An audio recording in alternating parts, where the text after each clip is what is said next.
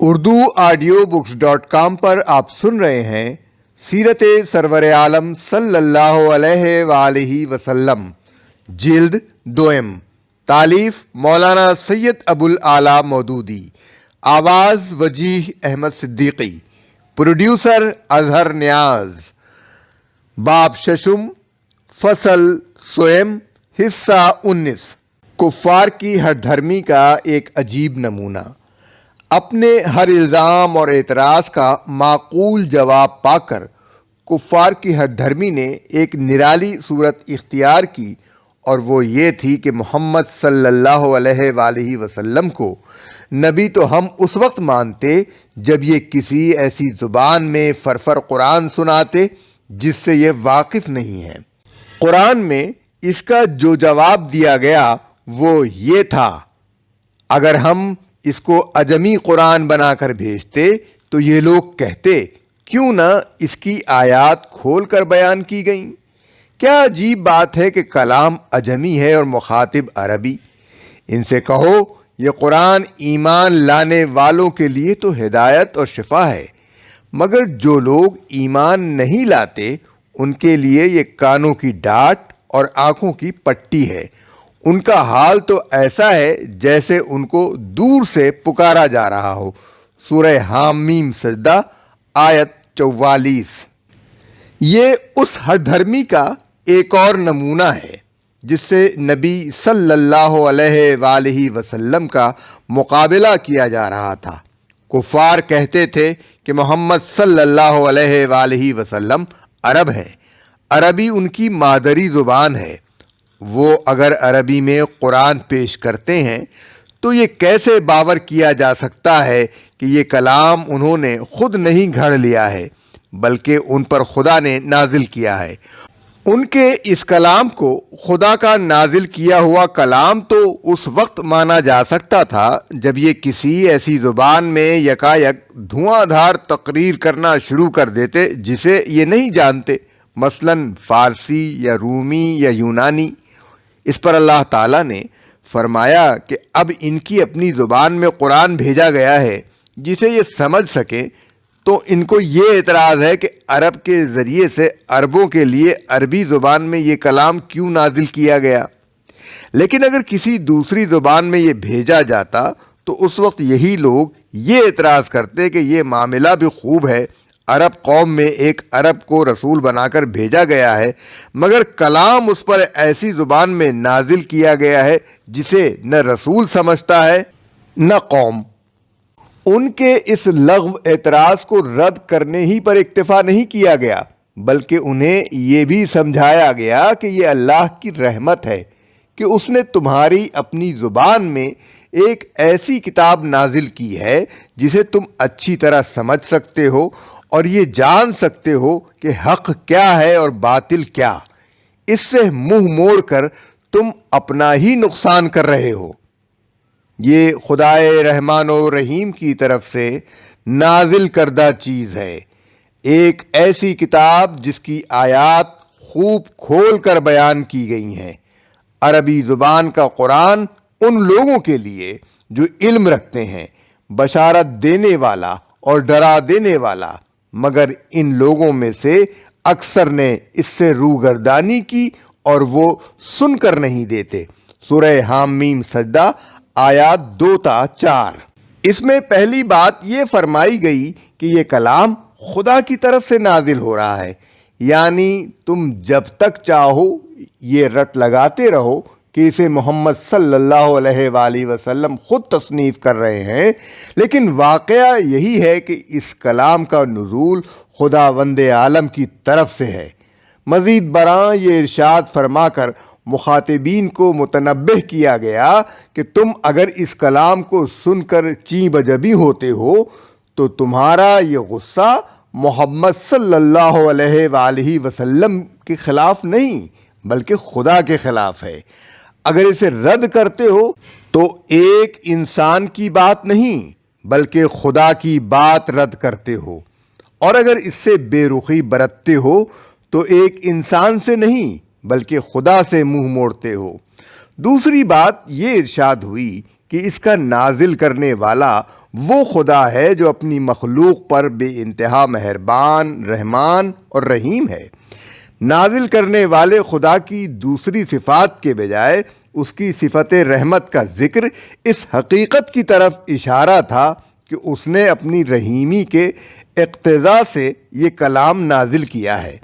اس سے مخاطبین کو خبردار کر دیا گیا کہ اس کلام سے اگر کوئی بے رخی برتتا ہے یا اسے رد کرتا ہے یا اس پر چیب جبی ہوتا ہے تو در حقیقت اپنے آپ سے دشمنی کرتا ہے۔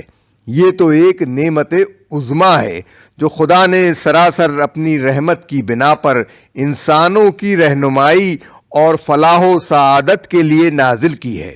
خدا اگر انسان سے بے رخی برتتا تو انہیں اندھیرے میں بھٹکنے کے لیے چھوڑ دیتا اور کچھ پرواہ نہ کرتا کہ یہ کس گڑھے میں جا گرتے ہیں، لیکن یہ اس کا فضل و کرم ہے کہ پیدا کرنے اور روزی دینے کے ساتھ ان کی زندگی سنوارنے کے لیے علم کی روشنی دکھانا بھی وہ اپنی ذمہ داری سمجھتا ہے، اور اسی بنا پر یہ کلام وہ اپنے ایک بندے پر نازل کر رہا ہے۔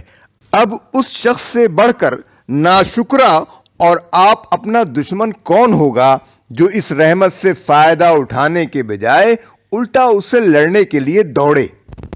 تیسری بات یہ فرمائی کہ اس کتاب کی آیات خوب کھول کر بیان کی گئی ہیں، یعنی اس میں کوئی بات گنجلک اور پیچیدہ نہیں ہے کہ کوئی شخص اس بنا پر اسے قبول کرنے سے معذوری ظاہر کر سکے کہ اس کی سمجھ میں اس کتاب کے مضامین آتے ہی نہیں ہیں۔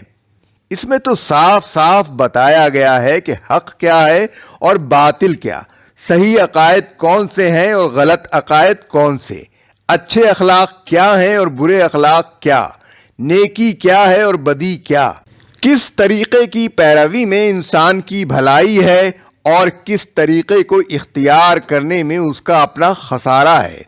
ایسی صاف اور کھلی ہوئی ہدایت کو اگر کوئی شخص رد کرتا ہے یا اس کی طرف توجہ نہیں کرتا تو وہ کوئی معذرت پیش نہیں کر سکتا۔ اس کے اس رویے کے صاف معنی یہ ہیں کہ خود برسر غلط رہنا چاہتا ہے۔ چوتھی بات یہ فرمائی گئی کہ یہ عربی زبان کا قرآن ہے۔ مطلب یہ ہے کہ اگر یہ قرآن کسی غیر زبان میں آتا تو اہل عرب یہ عذر پیش کر سکتے تھے کہ ہم اس زبان ہی سے نابلد ہیں جس میں خدا نے اپنی کتاب بھیجی ہے، لیکن یہ تو ان کی اپنی زبان میں ہے، اسے سمجھ نہ سکنے کا بہانہ یہ نہیں بنا سکتے۔ پانچویں بات یہ فرمائی گئی کہ یہ کتاب ان لوگوں کے لیے ہے جو علم رکھتے ہیں، یعنی اس سے فائدہ صرف دانا لوگ ہی اٹھا سکتے ہیں۔ نادان لوگوں کے لیے یہ اسی طرح بے فائدہ ہے جس طرح ایک قیمتی ہیرا اس شخص کے لیے بے فائدہ ہے جو ہیرے اور پتھر کا فرق نہ جانتا ہو۔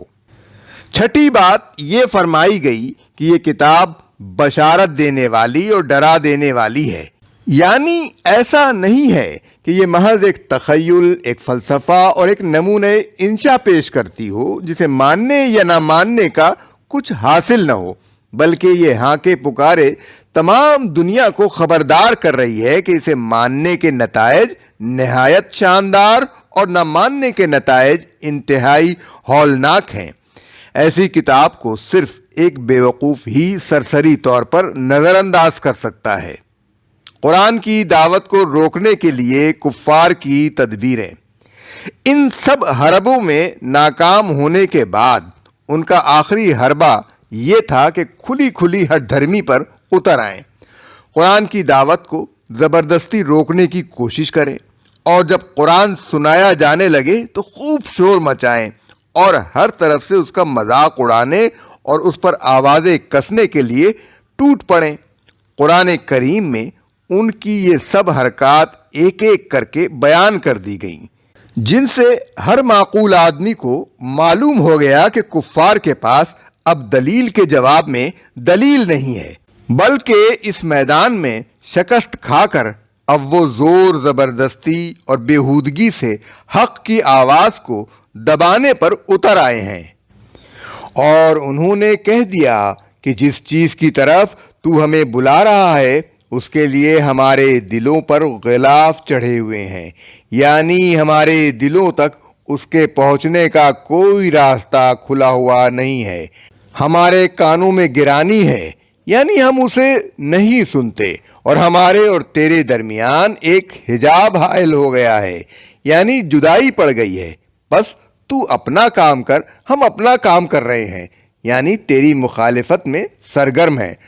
سورہ حامیم سجدہ آیت 5۔ جب یہ کافر لوگ کلام نصیحت قرآن سنتے ہیں تو ایسا محسوس ہوتا ہے کہ گویا یہ اپنی غضبناک نظروں سے تمہارے قدم اکھاڑ دیں گے، اور یہ کہتے ہیں کہ یہ شخص تو مجنون ہے، حالانکہ یہ تو سارے جہان والوں کے لیے ایک نصیحت ہے۔ سورہ قلم آیات 51 اور 52۔ اور یہ منکرین حق کہتے ہیں کہ اس قرآن کو ہرگز نہ سنو اور شور مچا کر اس میں خلل ڈالو، شاید کہ اس طرح تم غالب آ جاؤ۔ سورہ حامیم سجدہ آیت 26۔ پس اے نبی، کیا بات ہے کہ یہ منکرین دائیں اور بائیں سے تمہاری طرف دوڑے چلے آ رہے ہیں، یعنی تلاوت قرآن کی آواز سن کر مذاق اڑانے اور آوازیں کسنے کے لیے ہر طرف سے دوڑ پڑے ہیں۔